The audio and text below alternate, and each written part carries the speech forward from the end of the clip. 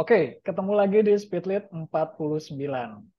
Ini spesialnya gue ngundang orang Indonesia yang lagi ada di Texas. Kita sambut dulu orangnya. Halo gak? Halo Rit, gimana kabarnya? Gue sehat ya. Di sini sama-sama malam. Bener ya gak ya? Betul, betul, betul.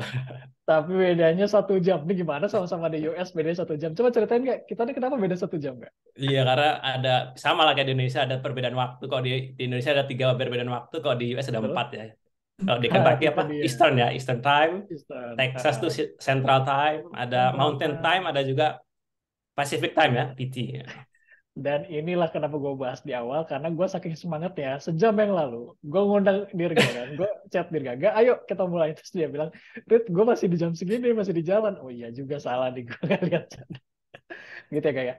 Dan mungkin biar viewers kita kebayang, itu Texas di mana, Kentucky di mana, itu kalau lo lihat peta US ya, viewers gue, itu Texas tuh paling gede ya gak ya? Bener gak sih? Kayaknya cukup yang paling gede gak sih state-nya gak ya? Dia Kalau kalau secara luas wilayah dia terbesar kedua setelah benar. Alaska. Oh, Ya, masih ya Alaska karena beda beda daratan ya di atas ya. tuh. Ini yang dalam satu daratan Texas berarti paling gede. Texas paling besar kalau di daratannya. Dan dia di sana. Nah, lu di mananya gak? Di tengah, Di, di gue di tangan Central Texas, di tengah-tengah pas, Central ya, Texas, tengah-tengah. di Austin.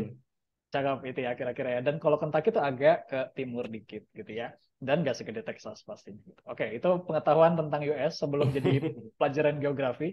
Gak, lu punya 1 menit buat cerita. Siapa sih Muhammad Dirga? Gue biasa panggilnya Dirga aja teman-teman ya. Jadi silakan gak pakai 1 menit ceritain siapa Dirga. Oke, satu Siap. menit buat lu. Silakan. Oke, Assalamualaikum bro dan sis dimanapun berada. Salam sejahtera untuk kita semua. Kenalin, nama gue Dirga Muhammad, biasa dipanggil Dirga. Sekarang gue lagi jadi mahasiswa semester akhir di UT, cabang Austin. Gue lagi ngambil program Master's Degree, jurusan Global Policy Studies di LBJ School of Public Affairs. Jadi UT itu bukan yang UT sana ya, tapi University of Texas di Austin. Rama kenal Farid, itu lewat mutual kita sama-sama, abang dari kita, Kiki Zain waktu itu lagi proses sama-sama ini ya, struggling ya, perjuangan untuk menggapai beasiswa ya, beasiswa S2.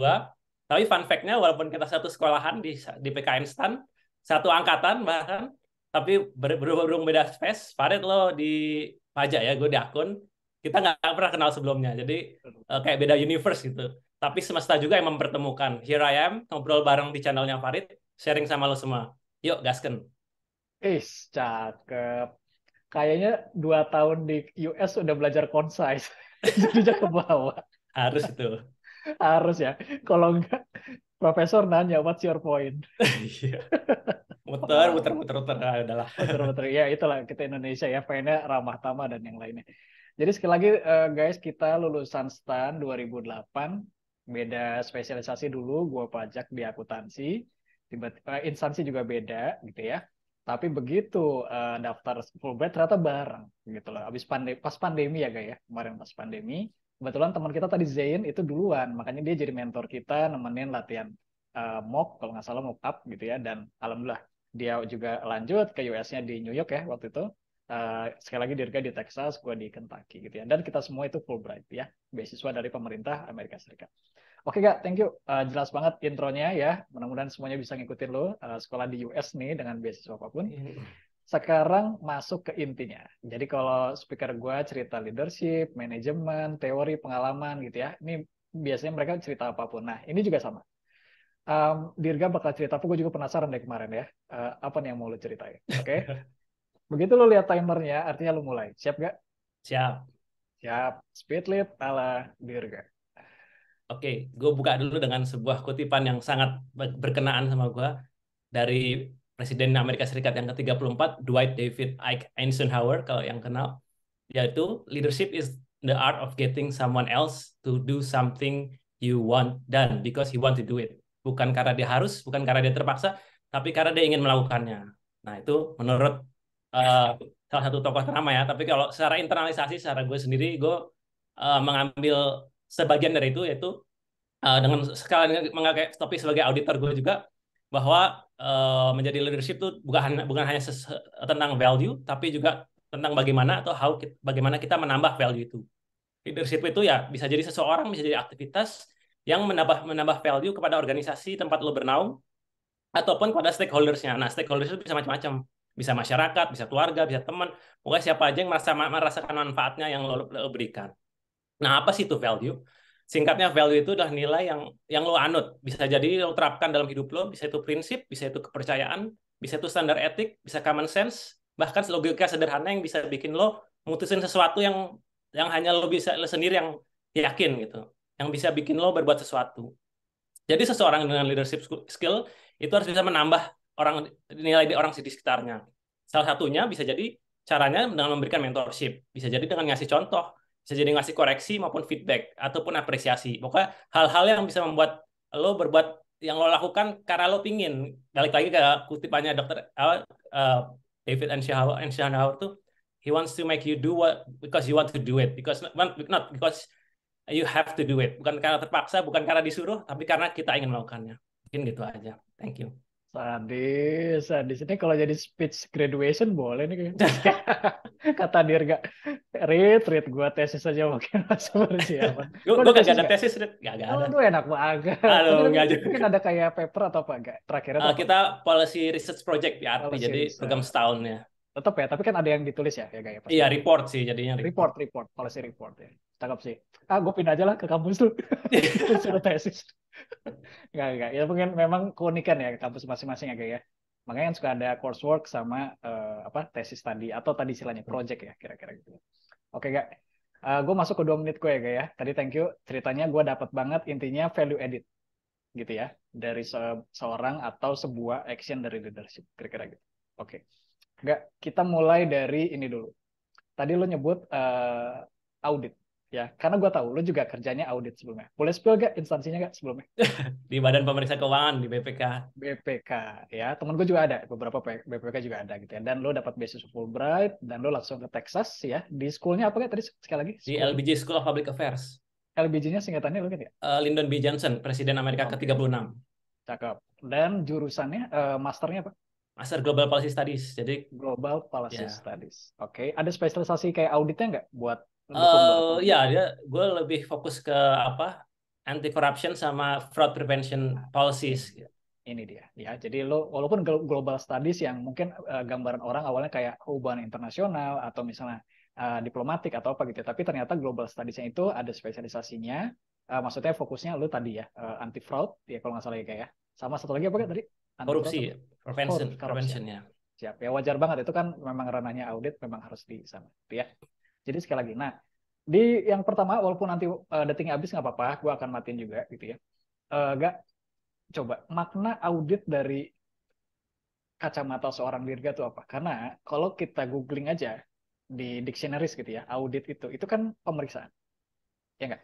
Meriksa ada standarnya, terus kita cek gitu ya, mana yang udah cocok, mana yang enggak. Nah itu kan harfiahnya gitu. Nah tapi sekali lagi makna audit buat seorang Dirga itu. Oke, thank you Rit buat pertanyaannya. Ini gue dapat waktu gue lagi diklat di sini loh ya, waktu gue jadi intern jadi auditor di sini juga.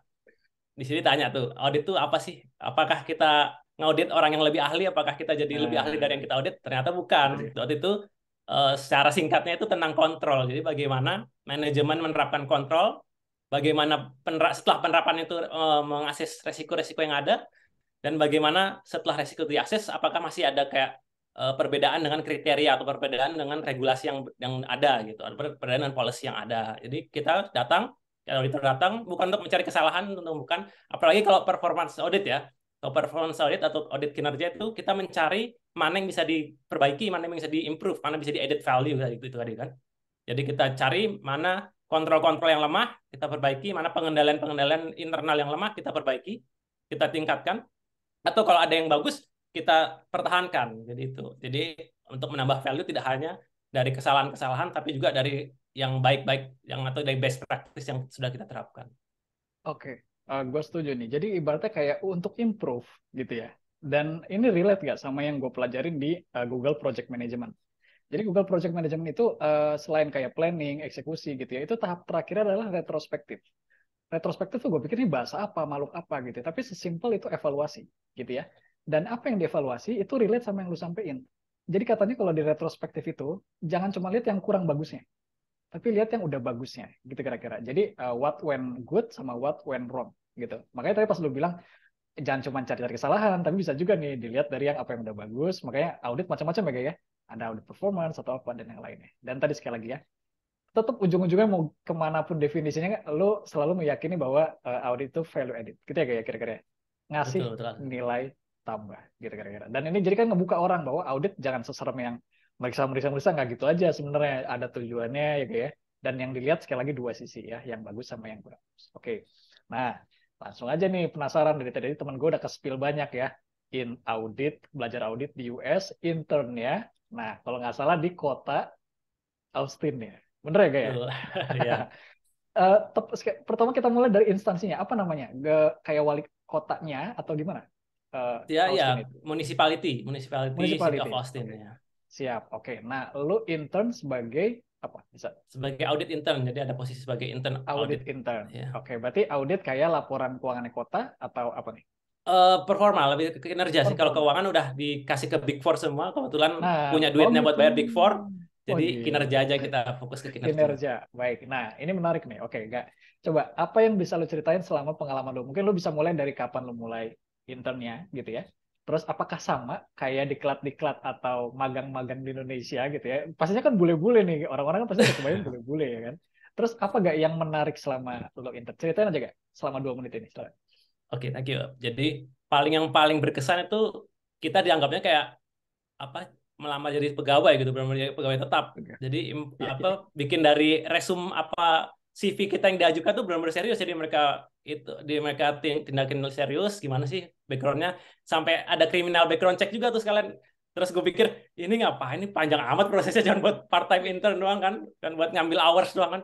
Oh, Hmm. ternyata emang diperlakukan sama, walaupun benefitnya nggak dapat semua, tapi perlakuannya ketika kita diterima di dalamnya udah sama kayak pegawai biasa. Jadi lo bisa dapat apa, akses ke mana-mana yang sesuai kode etik eh, kantornya ya, tapi tetap Hmm. kayak lo sama yang intern maupun yang full time tuh sama aja gitu. Jadi nggak ada perbedaan. Terus semua melalui kayak fase sama sih kayak di Indonesia, fase dari bawah kita dikasih diklat, kita kasih pembekalan, onboarding kalau istilahnya di Oke. Amerika. Dan ya kita jadi pegawai jadi tahu, dan apa sih nilai-nilai yang dibawa sama organisasi kita tahu dan bisa kita pertahankan dan perjuangkan walaupun kita hanya sementara gitu. Banyak kan gue cuma sementara.